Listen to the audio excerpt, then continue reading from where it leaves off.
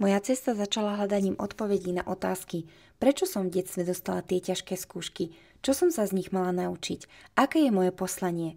Môj pôvodný plán bol ísť na medicínu, aby som ako lekárka mohla pomáhať ľuďom. Život to však zariadil inak. Náhodou som sa dostala k astrológii, ktorá ma zasvetila do tajomstiev ľudského osudu. Začala som lepšie chápať, čo sa mi v živote deje. Skrze astrológiu som začala pomáhať blízkym. Odozvy boli pozitívne, tak som v tom smelo pokračovala. Potom mi do života prišla terapia Access Bars. Dokázala som skrze nej uvoľniť do seba rôzne pochopené veci.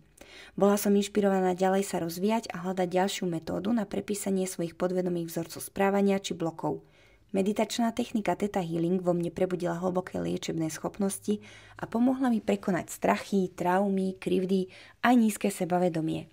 Začala som konečne po rokoch žiť vnútorne naplnený život. Bola som sama so sebou spokojná a šťastná. A tak mi do života prišiel aj ten pravý. Dnes už žijem svoj sen. Som šťastne vydatá, mám vyvážené vzťahy, cítim sa milovaná, vyrovnaná a životné situácie zvládam s väčším nadhľadom. Robím to, čo ma baví, pomáham ľuďom.